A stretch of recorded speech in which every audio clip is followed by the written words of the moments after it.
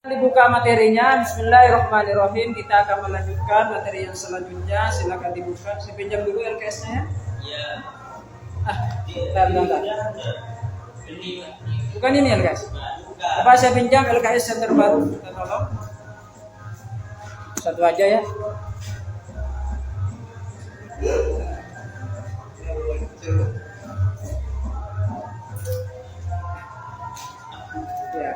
Sebelum saya melanjutkan untuk materi yang selanjutnya untuk ekonomi kelas 2 di sini, terlebih dahulu saya ingin mereview kembali tentang apa yang sudah kita pelajari di hari yang sebelumnya. Coba judul yang sudah kita pelajari pada hari Jumat kemarin tentang apa? Tentang manfaat dan dampak kebijakan ekonomi. Ya, tentang manfaat dan dampak kebijakan ekonomi. Ya, dampak kebijakan ekonomi. Coba David sebutkan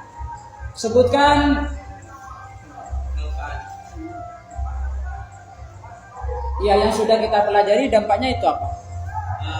Dampaknya yang pertama yaitu pertumbuhan ekonomi, yang kedua inflasi, yang ketiga pengangguran, dan yang keempat distribusi pendapatan. Terus yang kelima stabilitas ekonomi makro, yang keenam daya saing internasional, yang ketujuh keseimbangan neraca pembayaran, yang kedelapan krisis ekonomi, dan yang terakhir kualitas hidup masyarakat. Coba ya, betul seperti itu ya. Jadi sampai di sana kemarin ya. Ya. Coba sebutkan juga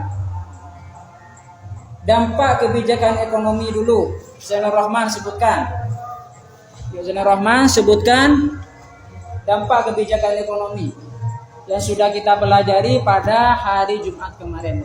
Sebutkan dulu. Pertumbuhan ekonomi. Kebijakan ekonomi dapat mendorong atau menghambat pertumbuhan ekonomi. Sebutkan poin-poinnya saja. Dampak kebijakan ekonomi 1. Dampak kebijakan ekonomi 1. Pertumbuhan ekonomi. D. Inflasi. D. Pengangguran. D. Distribusi pendapatan. F. Stabilitas ekonomi makro. F. Daya saing internasional. G. Keseimbangan neraca pembayaran. H. Krisis ekonomi. I. Kualitas hidup masyarakat. Sudah cukup. Sedangkan yang pertanyaan ketiga, siapa yang tahu coba jelaskan kepada saya definisi dari inflasi itu apa?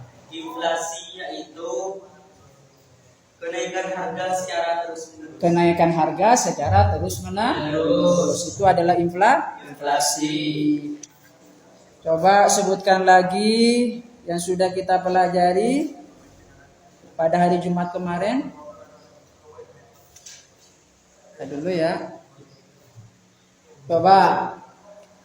Neraca perdagangan itu ada berapa elemen di dalamnya? Ada 1.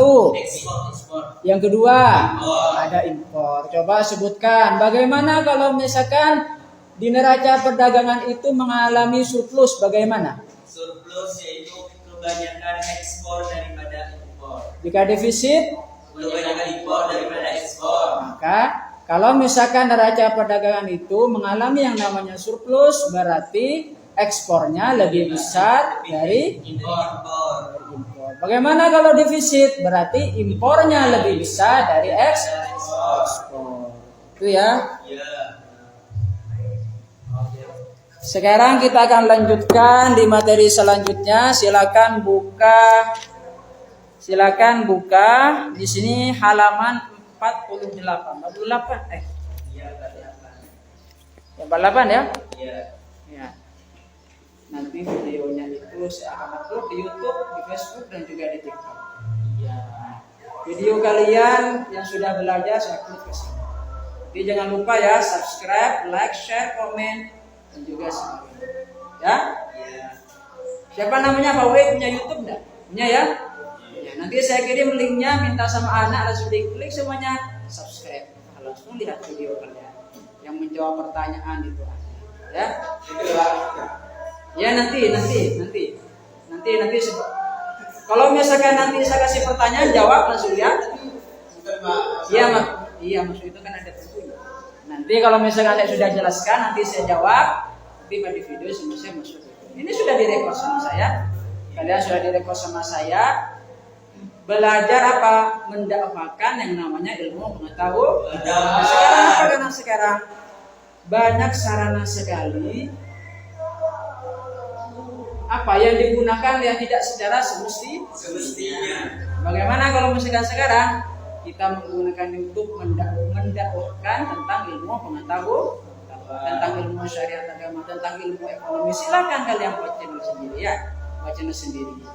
Coba nanti kalau misalkan secara istiqomah nanti langsung banyak yang video dan juga nonton. Yang penting apa? Istiqomah.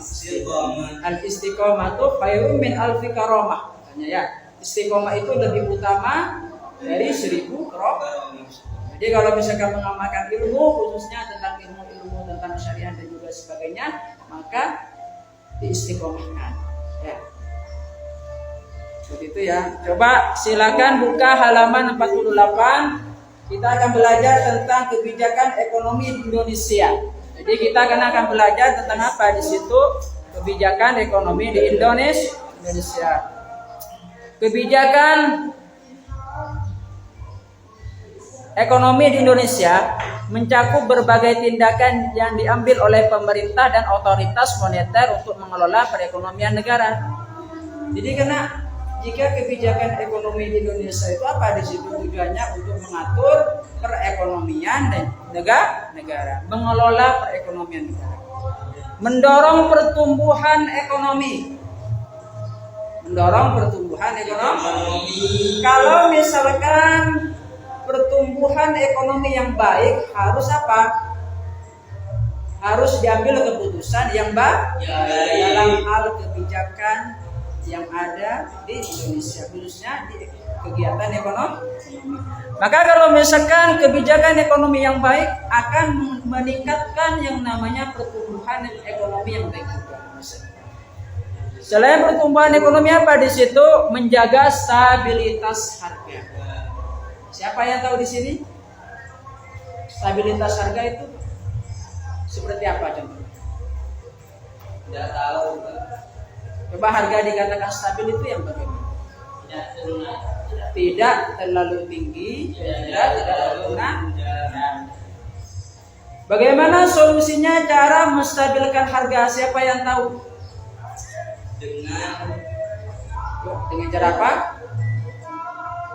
Bisa dengan cara menaikkan pajak. Kenapa bisa dengan cara menaikkan pajak, Pak? Kalau misalkan pajak dinaikkan, maka mengurangi perilaku konsumtif masyarakat. Tahu perilaku konsumtif? Ya konsumtif nggak tahu. Perilaku konsumtif itu sering belanja. Makanya kalau misalkan konsumen yang ada di Indonesia, warga negara Indonesia yang sering belanja, Pak, meningkatkan yang namanya inflasi. Oleh sebab itu harus distabilkan. Sebab itu maka kebijakan ekonomi di Indonesia itu diantaranya apa di sini? Menjaga stabilitas harga dan meningkatkan kesejahteraan masyarakat. Ya, jadi karena meningkatkan sebuah kesejahteraan masyarakat itu bisa diukur dari apa di situ?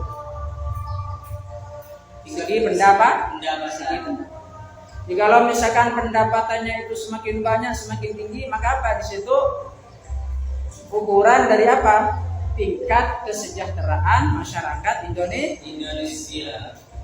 Selain pendapatan apa di situ? Kesehatan. Makanya Pak ada pelayanan yang namanya BPJS. Bayar apa tidak? Gratis ya? Gratis. Daftar perlu buat namanya kartu BPJS. Ya. Dengan tujuan apa di situ? Meningkatkan yang namanya kesejahteraan masyarakat Indonesia. Kebijakan ini mencakup berbagai sektor seperti fiskal, moneter, perdagangan, industri, serta kebijakan sosial. Coba siapa yang tahu industri? Industri itu apa? Industri. Udah ini ya. Coba. Ya industri itu memang pabrik. Siapa yang bisa menjelaskan apa yang dimaksud dengan industri? Sebutkan 3 jenis perusahaan. Ya. Sebutkan 3 jenis perusahaan yang Anda ketahui. 1 ada perusahaan dagang. Terus yang kedua ada perusahaan jasa. Terus yang ketiga ada perusahaan industri. Bapak, siapa yang tahu yang dimaksud dengan jasa? Perusahaan jasa itu apa? Jasa. Yaitu perusahaan yang memberikan jasa kepada pelanggan. Coba sebutkan 3 contoh dari perusahaan jasa. Tukang cukur, Nah, selain tukang cukur apa lagi? dokter, Dokter, terus apa lagi? mobil, Ya, apa? sopir, Kurir. kurir. Ya, kurir itu. Ya, betul ya. Terus sebutkan 3 jenis perusahaan dagang yang Anda ketahui. Coba dulu Fawaid. Sebutkan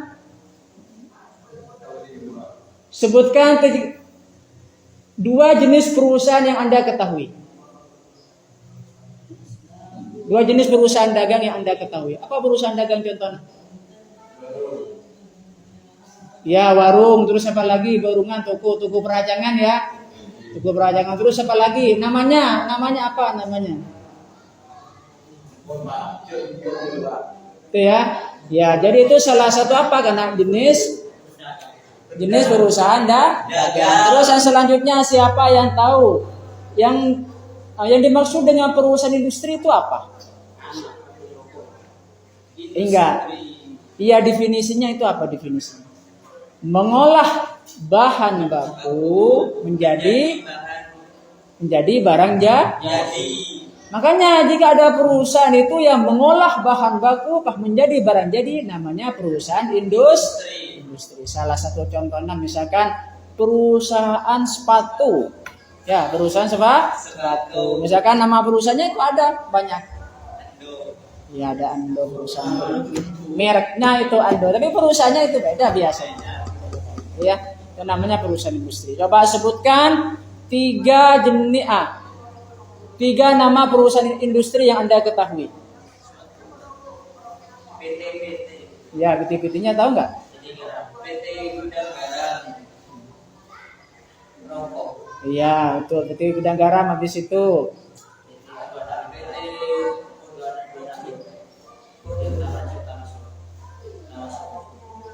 Bentar, kalau Pocur itu apa? Perusahaan Swasta. 3 jenis perusahaan jasa. Sebut dengan kantor.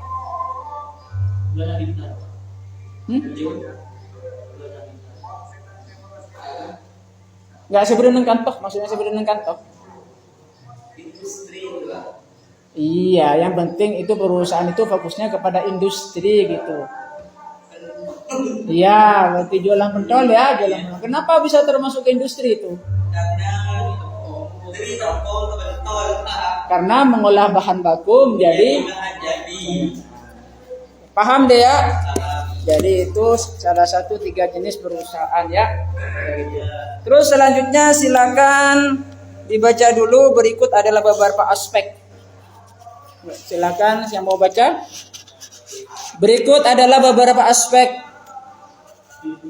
Berikut adalah beberapa aspek penting dari kebijakan ekonomi di Indonesia. Kebijakan fiskal. Kebijakan fiskal meliputi sebagai berikut: 1. Pengelolaan anggaran. Pemerintah Indonesia secara aktif menggunakan kebijakan fiskal untuk mengelola perekonomian melalui pengelolaan anggaran negara yang meliputi pengaturan pendapatan dalam kurung terutama dari pajak dan pengeluaran publik. Kebijakan fiskal diarahkan untuk mendukung pertumbuhan ekonomi dengan fokus pada pembangunan infrastruktur, pendidikan, kesehatan, dan pengentasan Kemiskinan. Ya, cukup seperti itu ya. Ya. Jadi berikut itu adalah di beberapa aspek penting dari kebijakan ekonomi yang ada di Indonesia. Salah satu contohnya apa di situ, Pak? Yang pertama itu adalah kebijakan fiskal. Yang dimaksud dengan kebijakan fiskal itu apa? Meliputi sebagai berikut: 1. Pengelolaan anggaran. Jadi anggaran itu karena harus dikelola dengan baik. Ya. Ya. Salah satu penerimaan negara apa itu? Yaitu dari pajak. Kemudian pajak itu digunakan untuk apa? Pajak yang sudah diterima itu digunakan untuk pengeluaran negara. Dalam hal apa saja pengeluaran negara? Misalkan untuk pembangunan dan juga sebagainya. Maka termasuk kepada apa di situ? Pengelolaan negara. Dan pengelolaan di anggaran tersebut termasuk kepada kebijakan fiskal. Kebijakan fiskal yang kedua itu meliputi apa? Subsidi dan juga bantuan sosial. Subsidi untuk sektor-sektor strategis seperti energi, pangan, dan transportasi juga menjadi bagian dari kebijakan fiskal untuk menjaga daya beli masyarakat. Jadi karena dengan adanya yang namanya subsidi, maka apa? Maka harga itu akan menjadi murah. Subsidi itu apa? Subsidi itu apa? Bantuan dari pemerintah agar supaya itu harga barang itu menurun. Ya, itu ya. Selain itu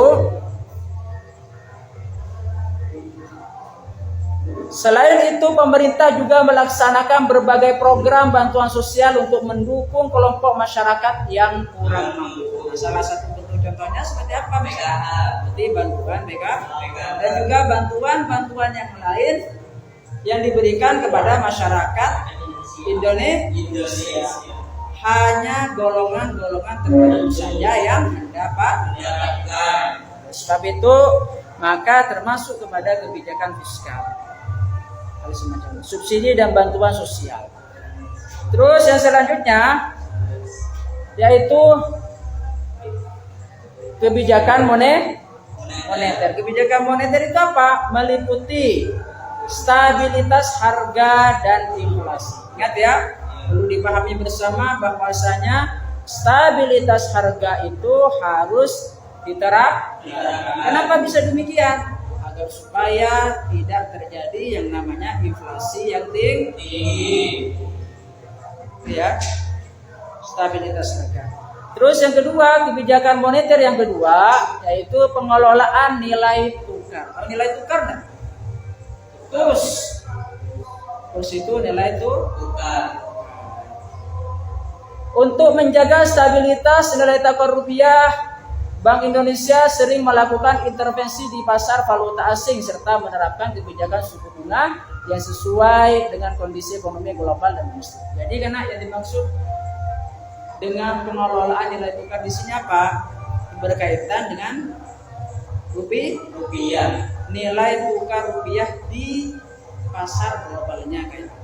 Salah satu contohnya, bagaimana perbandingan rupiah dengan dolar? Misalkan berapa sekarang? 18 atau 17 ribu? 17. Sekitar 17 ribu ya? Masa sekarang udah? Sekitar 17 ribu nilai tukar rupiah ya. Jadi kalau misalkan di Indonesia itu melibatkan yang namanya pengelolaan nilai tukar, maka itu termasuk kepada kebijakan moneter. Ya. Kebijakan ekonomi yang selanjutnya, yang ketiga yaitu kebijakan perdagangan.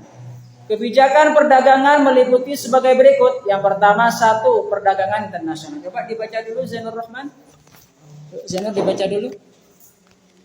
Kebijakan perdagangan. Kebijakan perdagangan meliputi berikut. 1. Perdagangan internasional. Kebijakan perdagangan Indonesia berfokus pada peningkatan ekspor dan pengurangan defisit perdagangan.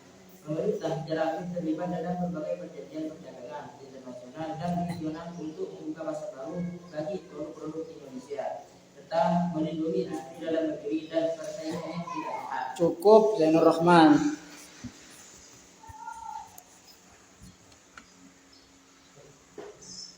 Dan yang ketiga, terus kebijakan perdagangan itu di sini meliputi apa saja? Ya, perdagangan internasional. Ingat ya, negara itu butuh bekerja sama dengan negara luar. Kenapa bisa demikian? Saling melengkapi kebutuhan satu dengan yang lain. Yang lainnya. Makanya ada yang namanya kebijakan perdagangan internasional. Di sini apa penjelasannya? Kebijakan perdagangan Indonesia berfokus pada peningkatan ekspor dan pengurangan defisit anggaran. Nah, jadi karena di sini kebijakan yang ada di perdagangan internasional di Indonesia itu diusahakan apa di sini meningkatkan kegiatan Ekspor. Di sini makanya apa pajak ekspor itu dikurangi. Makanya apa dikatakan sebagai pajak degresi. Semakin banyak melakukan ekspor, maka semakin sedikit pajak.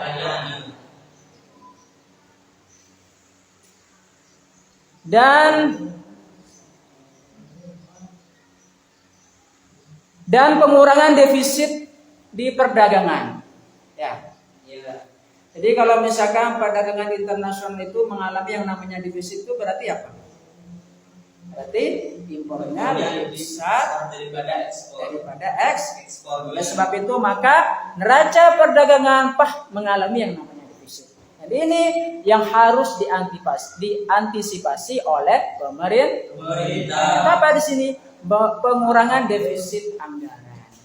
Defisit anggaran itu harus dikurangi sehingga apa di situ nanti ditingkatkan lagi yang namanya kegiatan Ekspor. Kebijakan perdagangan yang selanjutnya yang kedua yaitu proteksi dan liberalisasi. Sementara ada kebijakan untuk meliberalisasi perdagangan dan menarik investasi asing. Pemerintah Indonesia juga menerapkan kebijakan proteksionis di sektor-sektor tertentu untuk melindungi industri strategis dalam negeri dan mendukung pembangunan industri nasional. Jadi kebijakan proteksi itu namanya kebijakan perlindungan. Kenapa kok butuh yang namanya kebijakan proteksi? Kenapa kok harus dilindungi? Karena takut diserang, takut lecet. Ya kenapa?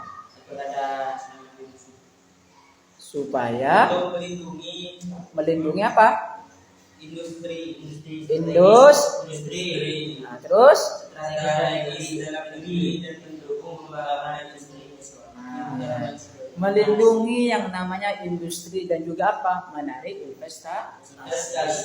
menarik investor untuk berinvestasi di dalam perusahaan yang ada di Indonesia. Itu gunanya yang namanya proteksi, melindungi produk-produk yang ada di dalam negeri supaya bisa bersaing dengan produk